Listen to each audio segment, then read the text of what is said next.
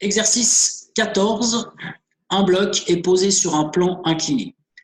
La force de frottement entre le bloc et le plan incliné est suffisante pour que le bloc reste immobile. Représentez proprement et à la règle toutes les forces agissant sur le bloc. Donc, quand je vous demande de représenter les forces qui agissent sur le bloc, c'est une représentation donc de vecteurs, bien entendu. Donc, il faut déjà réfléchir avec les connaissances que vous avez désormais à quelles sont les forces qui existent en fonction de son comportement à ce bloc, et puis ensuite donc les représenter. Alors, ce qu'on peut dire, c'est que, sans aller voir directement le corrigé, c'est que ce bloc, évidemment, suppose quand même qu'il est à la surface de la Terre, donc il va subir une force qu'on appelle la force de pesanteur. Ça, c'est en général ce qu'on écrit comme étant P. Ensuite, ce bloc, il est posé sur un plan incliné. Et le plan incliné, c'est une surface. Donc, on a vu que quand on a un corps qui est en contact avec une surface, cette surface exerce sur lui une force qu'on appelle la force de soutien. Donc, il y aura une force de soutien qui va s'exercer et qu'on appelle S. Alors, commençons par représenter ces deux forces. Donc, le poids, la force de pesanteur, c'est une force qui a comme caractéristique, quand vous laissez tomber un objet, cet objet tombe sous l'effet de son propre poids et il tombe toujours verticalement. Donc, c'est une force qui est verticale et qui est dirigée vers le bas. Donc, vous devez représenter une flèche verticale vers le bas, qui est la flèche du poids. Ensuite, en ce qui concerne le soutien, eh bien, le soutien, lui, il a une caractéristique, c'est qu'il est toujours, c'est une force qui est toujours perpendiculaire à la surface. Donc ici, on a une surface que je vais représenter en jaune, là, comme ça. Cette surface, elle est oblique. Donc, le soutien, il s'exerce perpendiculairement à cette surface. Donc, ça veut dire dans une direction qui est comme celle-ci, perpendiculaire, là, comme ça. Hop. Et donc, comme c'est perpendiculaire, là, il y a c'est perpendiculaire, ici. Et donc, du coup, on doit représenter la force de soutien qui s'exerce depuis le sol en direction du bloc. Donc, pour le bloc, ça va vers le haut, comme ça. C'est une force qui s'exerce. Donc ça, c'est le soutien, S, qui s'exerce depuis le sol en direction du bloc. Et ceci perpendiculairement. Donc, on en est là. Et maintenant, donc on a représenté ces deux forces. S'il n'y a que ces deux forces, eh bien, l'objet, qu'est-ce qu'il va faire en fait? Eh bien, nous, ce qu'on a vu auparavant, il y a une notion qu'on a vue, qui est la notion de résultante, R. La notion de résultante, c'est la somme des forces. Pour l'instant, on en a deux. Donc, c'est poids plus soutien. Alors, ce que je vais faire maintenant, c'est que je vais représenter en bleu la résultante.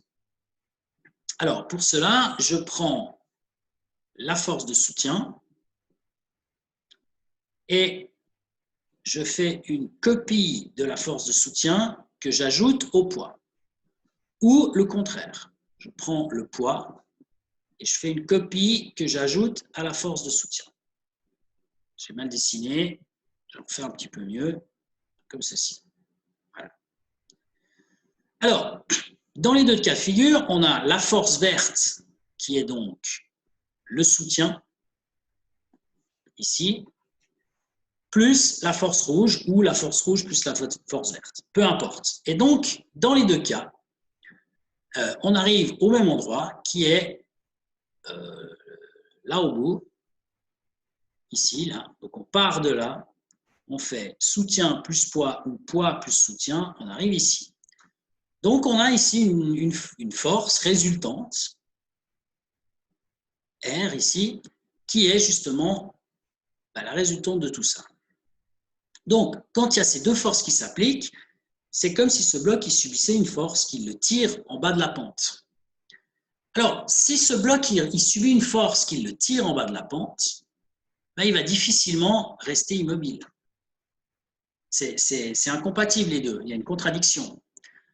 Donc, pour qu'il reste immobile, on a vu la loi de la statique. Il faut que la somme des forces soit égale à 0. Et quand on voit R égale P plus S, ben ça, ce n'est pas égal à 0. Donc, si ce n'est pas égal à 0, le bloc ne va pas pouvoir rester immobile. C'est cette fameuse contradiction. Donc ici, il faut rajouter une force qui va empêcher qu'il y ait une résultante et donc, du coup, qui va empêcher que l'objet bouge. Alors, cette force ici, eh bien, on peut tout à fait imaginer quelle est sa nature. Donc, je vais effacer ce que j'ai fait là. Hein, ça, je peux effacer, voilà, et hop. Eh bien, elle est décrite, hein, en fait, ici. Elle est en bleu dans la donnée. La force de frottement entre le bloc et le plan incliné est suffisante pour que le bloc reste immobile. Donc, la tendance du bloc étant de descendre contre ici, la force de frottement, d'après ce qu'on a vu la semaine passée, c'est une force qui va s'opposer au fait que ça descend. Donc, comme ça s'oppose au fait que ça descend, ça va aller contre le haut. Et donc, du coup, la force de frottement, elle va, pour la représenter, elle va être, pardon, je vais la faire en bleu, elle va être dirigée vers le haut de la piste, vers l'arrière, de manière à s'opposer au fait que ça descend. Donc ça, c'est la force de frottement.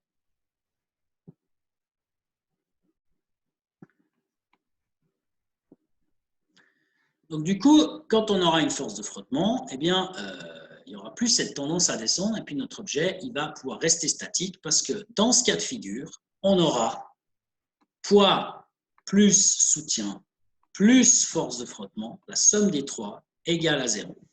Et ça, c'est possible parce que c'est statique. Ça, c'est la loi de la statique hein, qu'on a vu, je ne sais plus quand c'était, si c'était la semaine passée ou encore avant. Alors, on va quand même regarder le corrigé, hein, voir s'il y a des petites subtilités supplémentaires. Donc, le corrigé que vous avez, bien entendu, schéma des forces. Bon, j'ai marqué ici, ouais, alors là, je pourrais tout à fait enlever ce truc. Hein. Je vois ici qu'il y a une information alpha égale 30 degrés. Je ne sais pas d'où ça sort. Mon avis, j'ai oublié de l'effacer. Hein. Je me rappelle avoir modifié cet exercice. Donc, je reprends ce que j'ai dit tout à l'heure. Vous avez tout d'abord notre objet. Il y a notre objet, il est à la surface de la Terre, donc il va subir une force d'attraction de la Terre qui est ce qu'on appelle le poids, la force de pesanteur qui est représentée ici, le poids. Il est posé contre une surface, donc il subit une force de la part de cette surface qui est perpendiculaire à la surface et qui s'appelle la force de soutien. Ici.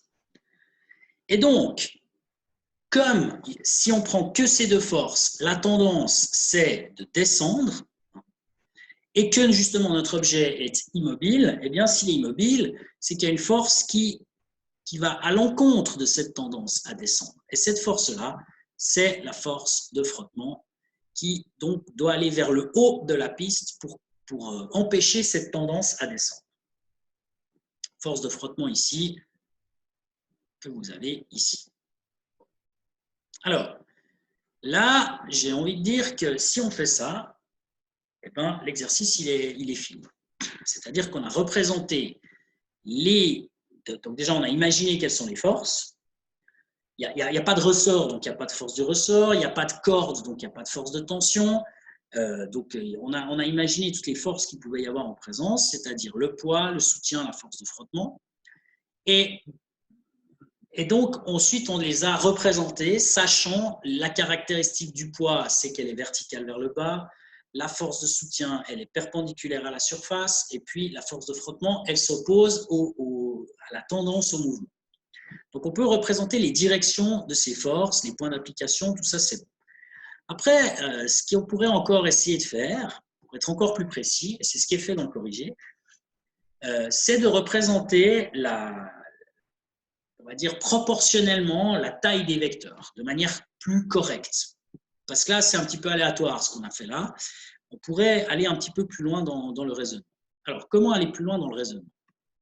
Eh bien, c'est ce que j'ai fait là en dessous.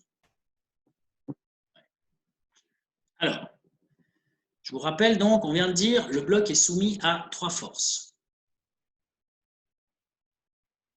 Comme il est immobile, on est donc dans une situation statique, ça veut dire que la somme des forces égale 0.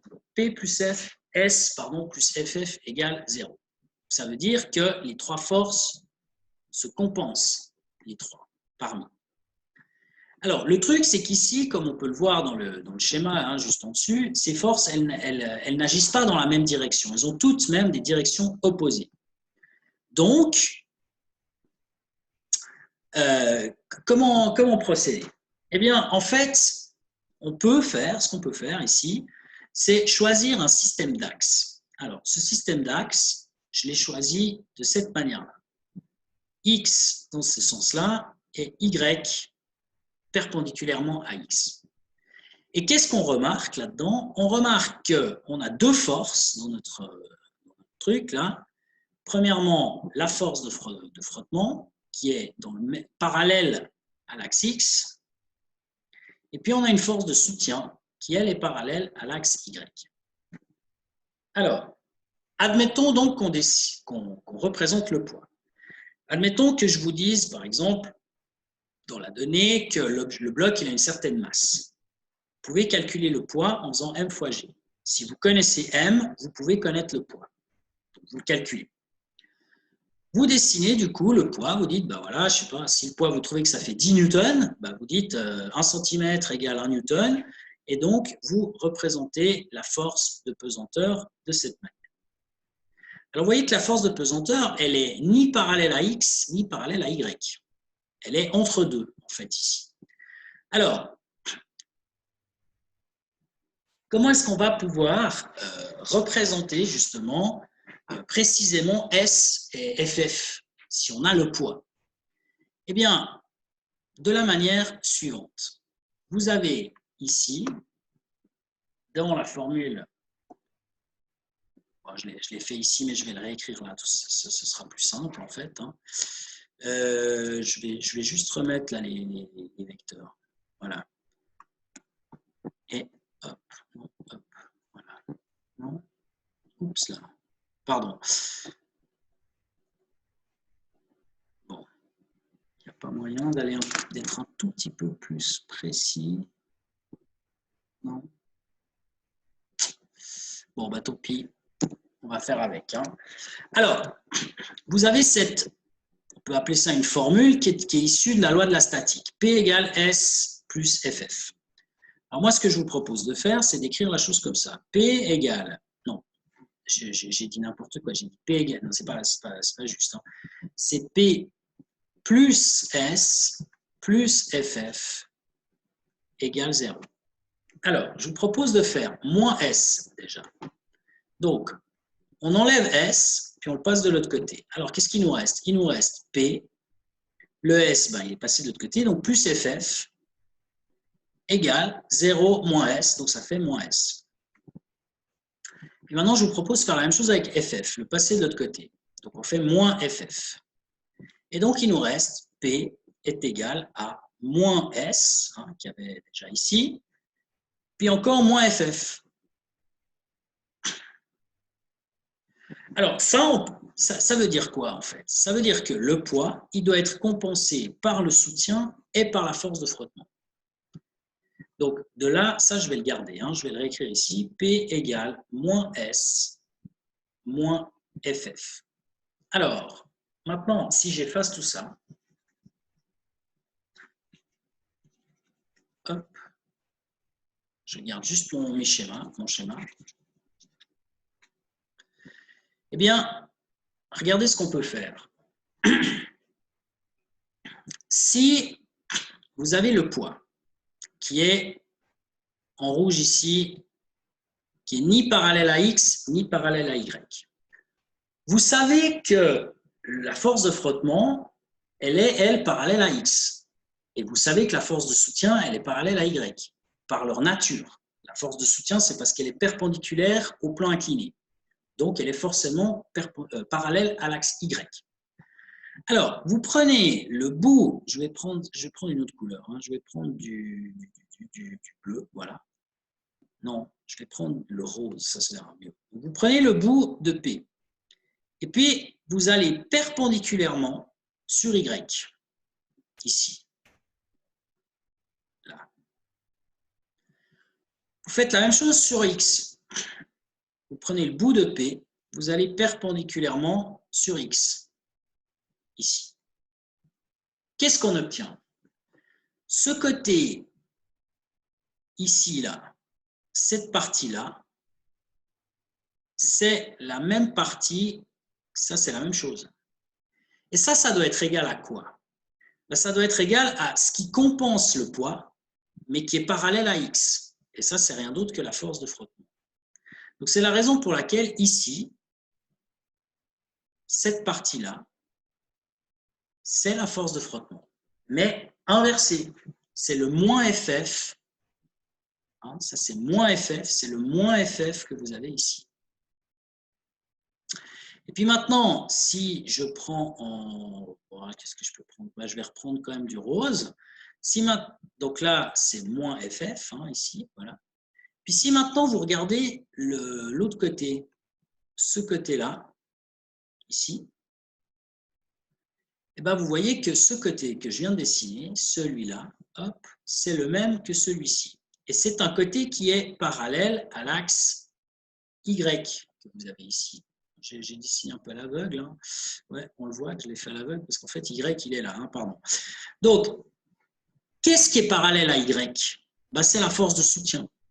Donc, cette partie-là, ici, là, qui est donc la même que celle-ci, c'est en réalité ce qui compense le poids selon Y, c'est-à-dire la force de soutien. Mais la force de soutien inversée, comme on peut le voir dans la formule ici. Alors, là, j'ai fait tout un chenille. Je vais tout effacer pour tout refaire. Enfin, pas tout refaire, justement. Sinon, je n'effacerai pas. Mais juste ce qu'il faut. Quand vous regardez ce qu'on a construit, on a construit en vert un premier vecteur qu'on dit qui est égal à moins S. Donc, une fois que vous avez construit ce vecteur moins S, vous n'avez qu'à le retourner, vous mesurez sa longueur et vous trouvez plus S, de manière assez directe, en fait. D'autre part, on a construit un autre vecteur que je vais faire en rouge, ici, qui est celui-ci, ou qui était aussi représenté là, hein, c'est pareil, hein, ici. Et ce vecteur-là, c'est le vecteur moins FF. Donc, une fois que vous l'avez, vous avez la taille, la longueur de FF. Comme vous connaissez sa direction et son sens, là, vous avez qu'à le retourner tout simplement et le placer ici pour reporter sa longueur, en fait, et puis vous trouvez FF, comme ça. Et donc, du coup, vous avez S et FF, et puis, donc, je vous rappelle que le point de départ, hein, évidemment, c'était de connaître le poids, parce qu'on l'avait calculé, on va dire, et grâce à la formule P égale M fois G. Donc là, vous trouvez un certain nombre de newtons, hein, je ne sais pas combien, hein, peu importe, et grâce à une échelle, par exemple, 1 newton égale 1 centimètre, vous pouvez déterminer précisément la taille du vecteur jaune, qui est le vecteur. Et donc là-dedans, on voit bien qu'on a moins S, moins FF, moins S, moins FF, c'est la même chose que P qu'il y a ici. C'est bien la formule qu'on a ici. Alors ça, c'est à peu près la même chose que ce qu'on a vu dans la théorie la semaine passée. Dans la théorie, la seule différence, je vous remonte le cours, la seule différence, c'est que dans l'exemple que je vous avais présenté, ce n'était pas une force de frottement qui agissait, on avait aussi un point, on avait aussi une force de soutien, mais ce qui retenait le bloc, c'était une force de tension puisqu'il y avait un fil ici, une corde en réalité. Donc on avait, c'est comme ça qu'on peut construire les vecteurs, hein, j'avais précisé exactement ce que je viens de vous dire. La composante de P qui est parallèle à X, eh bien, elle est compensée par la force de tension. Hein, cette composante ici de T, qui dans notre exercice était la force de frottement, eh bien, c'est cette composante comment dire, T compense la composante parallèle à X du poids. La composante S ici compense la composante qui est parallèle à Y, c'est ce qui est ici en vert. Et donc, du coup, on a le poids qui est compensé par S et T. Alors, je ne sais pas si vous avez bien compris le truc. J'ai fait ici une marche à suivre. Une marche à suivre qui explique un petit peu ce qu'il faut faire. Donc, tout d'abord, tracer un système d'axes avec X qui est parallèle au plan incliné, Y qui est perpendiculaire. Ensuite, on représente le poids avec une longueur. Ici, j'ai mis une longueur quelconque. Mais encore une fois, si vous calculez P égale M fois G, bah, c'est quelconque parce qu'en fait, vous choisissez un facteur d'échelle pour trouver sa longueur. Et puis ensuite, depuis le sommet de P, projeter moins FF. C'est un petit peu le chenille, hein, je vais tout effacer ici. Point numéro 3. Projeter moins FF parallèlement à X jusqu'à l'intersection avec l'axe Y, c'est-à-dire faire ça. Donc, depuis le sommet de P, projeter moins FF parallèle à X. Hein, vous voyez, X, il est comme ça. Donc, parallèle à X, c'est-à-dire perpendiculairement à Y ici, pour trouver cette partie-là qui est équivalente à FF. Puis après, de manière analogue, on fait la même chose donc sur Y. Le long de l'axe Y, c'est le point numéro 5 ici. Hein. Hop. Voilà. Le long de l'axe Y, le vecteur allant de haut à l'intersection avec Y est moins S, reporté S au centre du bloc. Donc, quand on est ici, quand on a dessiné ce qu'on vient de dessiner, c'est-à-dire ça, eh bien, depuis le milieu, ici, depuis le point haut, vous allez jusqu'à ce point, hein, qui est ici, justement, là, jusqu'à ce point-là.